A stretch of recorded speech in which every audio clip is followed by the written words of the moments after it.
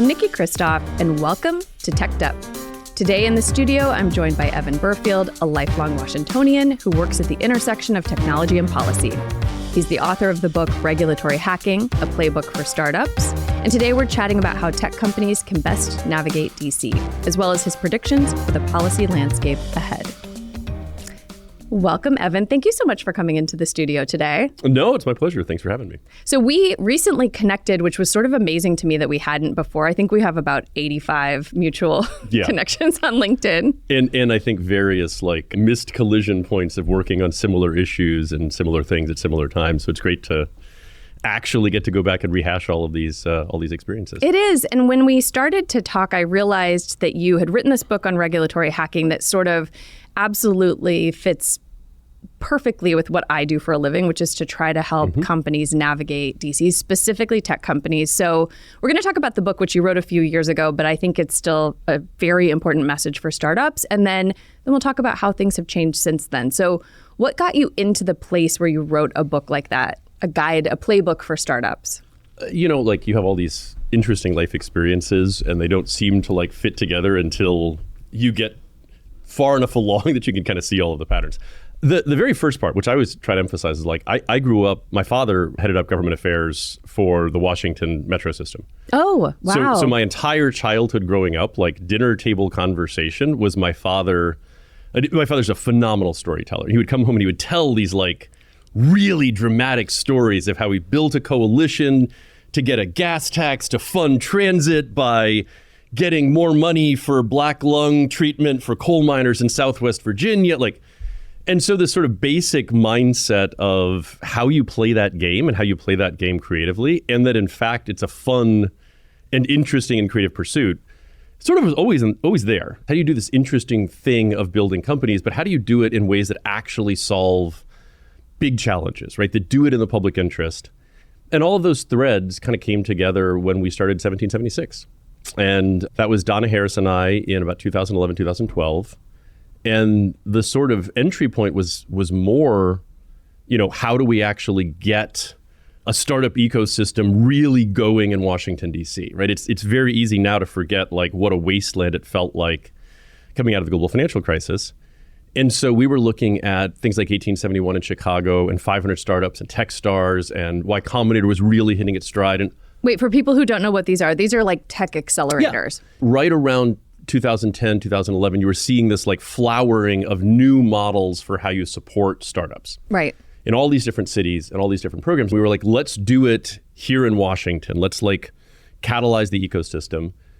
But what would make it unique? And really the only answer was we have to lean into the sort of assets that Washington uniquely has as a city, right? We're not New York, we're not San Francisco. They have different assets.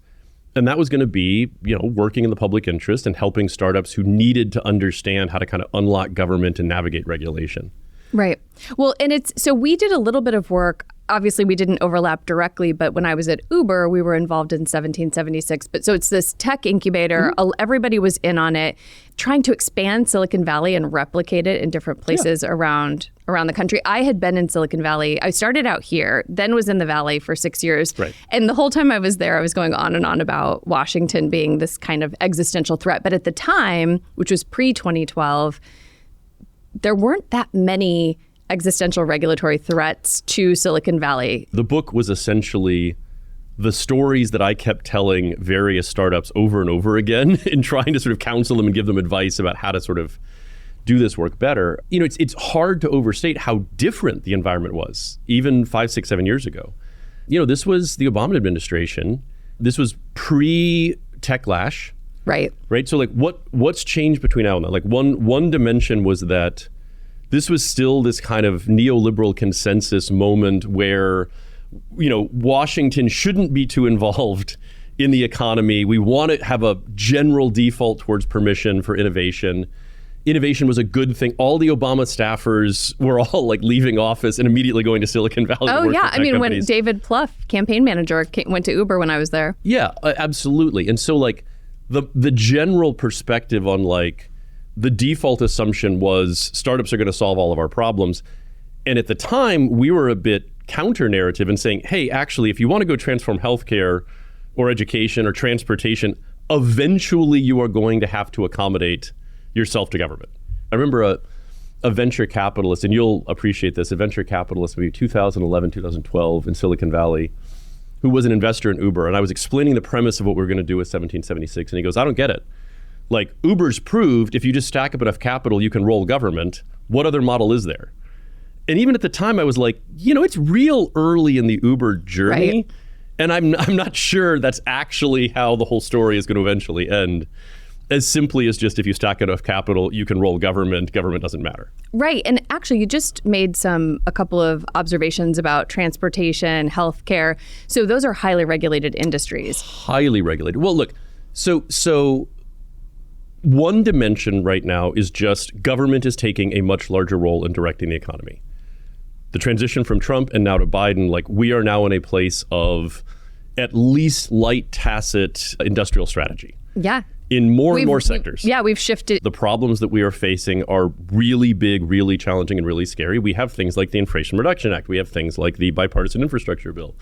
We have things like the Chips and Science Act. There will be more of these, right? Government is taking an active role in directing how industry evolves and develops and what technology can be used for. That's one big thing. The second thing is, like, the technology itself is like vastly more impactful than social media and mobile phones were 10 years ago, like vastly more impactful to these really big, hard problems. But it's also more dangerous. Right. Like, you look at AI and computational biology and robotics, and like this stuff is obviously has real risks that have to be managed. And I think the third change is just like, we've already gone through the techlash. Like, we went through the let's let innovators innovate as with as little friction as they can, and we'll trust that they will do the right thing. And in a lot of cases, they didn't end up doing the right thing. And it's true. I know. I just made a face, which no one could see, which is sort of a dismayed and I almost defended it, but you're absolutely right. Right. And so, like, and as somebody who it comes from and is deeply engaged and believes in the power of entrepreneurs and startups to solve problems, like, we probably would be in a healthier place today if some of those leaders had made perhaps more forward-looking, wiser decisions at the time. Right. So I think that's right. When I started at Google, it was these magical inventions that suddenly you could send huge attachments for free on Gmail, and you had collaborative docs, and you had Google Maps, and then you had Waze. None of that seemed like it needed regulation in the way that a 4,000-pound vehicle with a stranger picking you up through an app, or telehealth where you have a doctor, across state lines, or financial regulations. Are we creating a new alternative currency like Bitcoin? Suddenly that is very much in the government sphere. I was having dinner last week with a startup that I'm an investor in, which is literally like sending satellites to space and then bringing them back down on paragliders and landing them within a 5-meter radius. Like, you don't have to get very creative to go, they probably need to like work with the FAA right before they start landing satellites on rooftops. Incredibly powerful, incredibly cool. So much you can do with it. But like, there is zero chance government is not going to play an incredibly active role in both creating their market and in defining the rules around which they can operate. Well, and to go back to what you said about if some people had acted in a more potentially responsible way, that sort of behavior, I think, has created an overcorrection in Washington. And so what you are helping people think about is you're going to end up in the crosshairs of DC, make it constructive because they're going to define both your market and your economics. Yes. Well, yes. So if you're building frontier tech, if you're operating a lot of these regulated sectors, we're in a place right now where actually government is rolling out a whole bunch of programs that can actually help you create your market. There's a whole lot of startups that I advise right now who are actively using like government programs to use non-dilutive capital to get over a big R&D hump, because this is hard, complex technology that isn't proven yet, that needs to be validated, that it's safe, and someone, right, needs to create the environment in which you can do that. The Department of Defense can be an incredibly useful partner to a wide range of startups. A whole bunch of the human brain interface startups. Okay. Is that what we're talking about, human brain interface? Well, it's an example of a startup that's like incredibly cool, can solve a lot of problems, But like, you don't have to get much imagination to go, could be really dangerous. A lot of them are actually doing their first trials on the backs of grants from DoD and programs with DoD that give them waivers so that they can actually go get to a place where they can prove that the technology is safe quicker than they could otherwise. I don't know. I don't want anything implanted on my brain yet. Yeah, it's. I think having spent the last week playing around with the Apple Vision Pro, that's about as close as I want to get to. I think the reality now is when we were originally, when I was originally writing regulatory hacking, it was still for a particular niche of startups, right? The vast majority of startups were kind of operating in this space where they didn't really need government, and government really wasn't going to get involved. Roll forward 5 years later, like the overwhelming bulk of venture capital right now is going into frontier technologies for which the most logical markets are highly regulated, in which there is obvious risks, and in which the amount of capital to build this stuff and validate this stuff is extraordinary, and the benefits of like non-dilutive capital and government helping to stimulate those markets are obvious. And I think it's absolutely almost a reversion to how it used to be, which is the government subsidizing R&D. Then we went through this explosive, it was easy money for everybody because you didn't have a lot of sand in the gears. Now you've got sand in the gears, you got to go to the government to get some of the R&D help. And why not? Because they want to move things domestically. Again, we're not in an era where we only see positives of globalization. I think you and I've talked about minerals. That might be something interesting to discuss. Yeah. Look at a startup like Astroforge, which is, has a mission in flight right now to go send a satellite around a asteroid in the asteroid belt. And the goal on the second and third mission after this is to eventually come back with a giant load of critical minerals. Okay, can I just say something about this? I didn't know you were going to say that. So on April Fool's at Google, we always had an April Fool's joke. And this was years ago. I was answering the phones for the April Fool's jokes. And on that day, someone called and asked me if we were doing asteroid mining. And I was like, it's got to be a joke. No. We were. No. Yeah. The founders were absolutely investing in this. Absolutely. 15 years ago. Yeah, but like this is again one where, your ability to get government as a partner to help, like there is a very, very, very clear national interest in figuring out ways for us to meet our critical mineral needs for both defense and the green energy transition in ways that do not leave us completely reliant upon China and Russia. Right. Very clear national priorities there.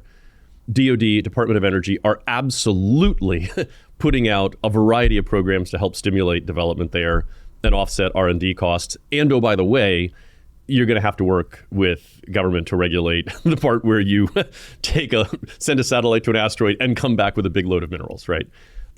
Those would be another example. You get really wonky. Like one of the other major areas of potential for critical minerals is mine tailings. So we have 130,000 closed mines in America. Okay. Almost all of those mines have giant piles of the crap that was left over when whatever we were originally mining was taken out. Collectively, those 130,000 closed mines and their mine tailings have enough critical minerals in them to meet all of our critical mineral needs as a country for the next 100 years. And they tend to be Superfund sites that are currently leaching pollutants into the ground. So there seems like a really interesting opportunity to use a lot of the bioeconomy development, a lot of venture capital is flowing into that, to use new amino acids and phytomining and microbial mining to come up with really interesting ways to extract those critical minerals and potentially remediate those sites. But like incredibly complex liability and regulatory hurdle to navigate, where you have national labs that could play a constructive role. You have the EPA, you have state governments, but you're talking about literally a multi-trillion-dollar opportunity. There are several $1 trillion in minerals sitting in piles, polluting the ground right now. How are startups going to go help solve that problem? Right. And so this leads to what you originally were talking about, which is what differentiates Washington is our ability to navigate permitting processes and appropriations cycles and the rules of government, right? And understanding how an agency issues a rule versus what the White House can do with just signaling versus getting an actual piece of legislation passed. That's the expertise here that can help unlock both the markets for these different industries and for people who have finally moved from just software or, SaaS enterprise products into real highly regulated, no joke, space, transportation, healthcare, finances, which absolutely the government's going to be involved in. I think a lot of startup founders, particularly ones who haven't really spent time yet, like if you're on your second or third startup in these kinds of areas, like eventually you learn and you get it. But if you're a first-time founder, it's really easy to think that this is like a bill becomes a law, like the old cartoon of like, here's how, and like almost all of this work with startups, almost all of this work, even trying to set better policy, is operating so far below the level of let's spend 10 years trying to build a consensus to get a giant piece of legislation passed. There is all kinds of conversations going on right now about how we need to do a comprehensive overhaul of the 1872 Mining Act. That's awesome. I'm sure someday in some magical world, the stars will align and we will rewrite the 1872 Mining Act. In the meantime, what makes this work so creative and so interesting is all of the levers available beneath the surface that don't require going and getting some major piece of legislation passed. Which is going to take an unbelievable amount of time. Right now, there's a lot of discussion. Well, actually, there's been discussion about a new agency to manage AI. 2 years ago, 3 years ago, there was a whole discussion about a new agency to manage privacy. That is so ridiculous. I mean, I think we did start DHS after 9/11, but you basically aren't going to have a new agency, and certainly not in time to do anything meaningful. Look, the idealist in me goes bravo for Sam Altman and other leaders in the AI world standing up and being honest in front of Congress and saying there are real risks around this and we need regulation. That was a truthful and right answer, and one that I believe in. And if I were a strategist advising Microsoft and OpenAI and company on how to make sure that they had an extended runway with no regulation, the thing I would advise them to do is to go before Congress and announce we need a new agency. Right. Because it's going to take... It's not going to happen. Or it will take an extraordinarily long time. And meanwhile, you still have... Right, they're getting market share. Yeah.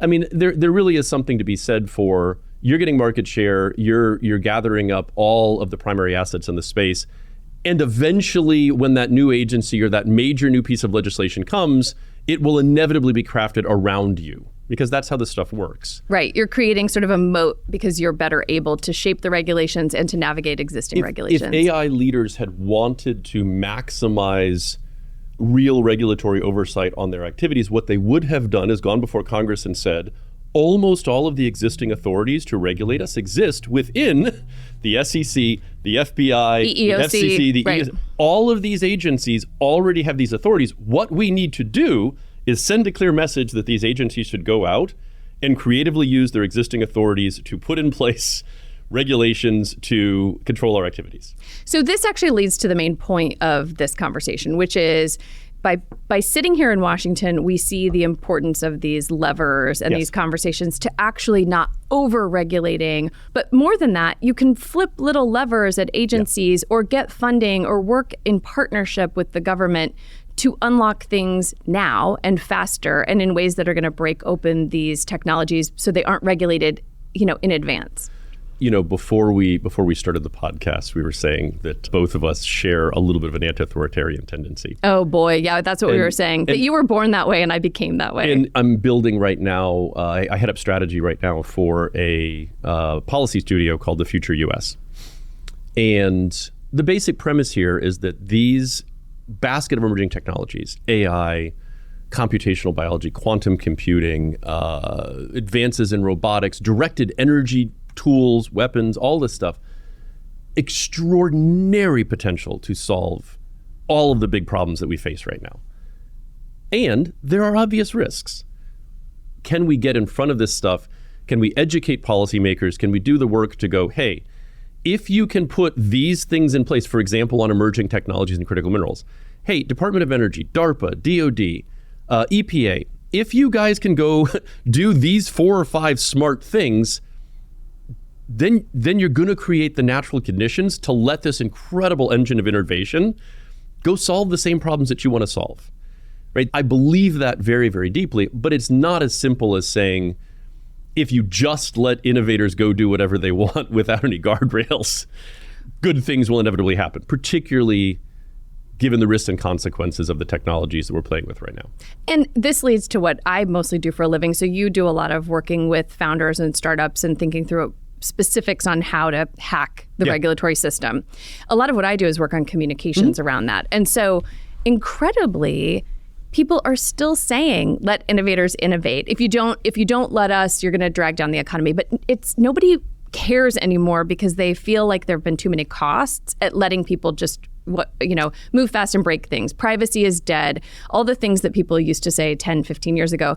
To stick to the just let innovators innovate is not the right message. No. A better message is what you just said, which is we can work together to unlock things. And we're now in a place where you need to partner with government and you need to just genuinely accept the reality that there are going to be impacts from this that might be negative. 100%.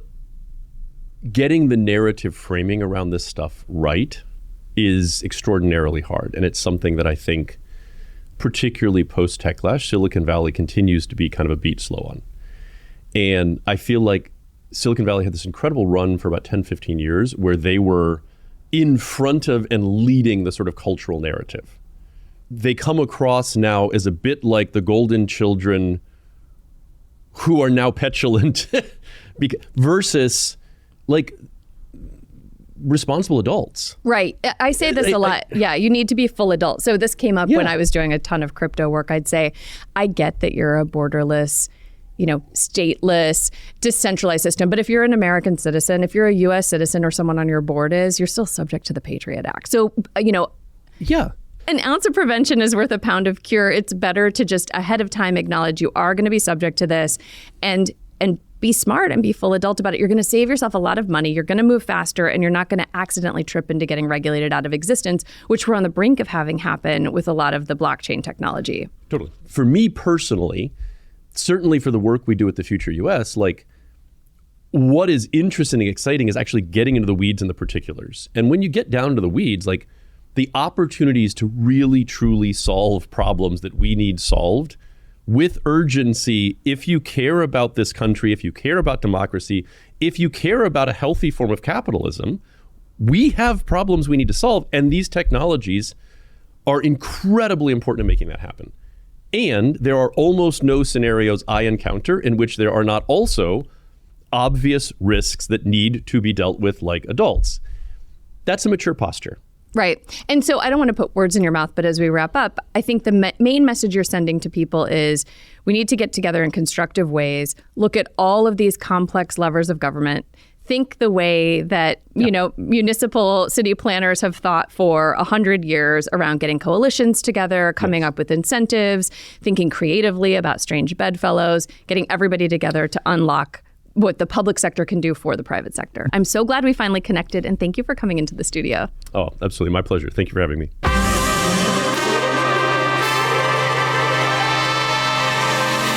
That's a wrap. If this podcast gives life to your inner tech nerd, please do subscribe or leave us a 5-star review.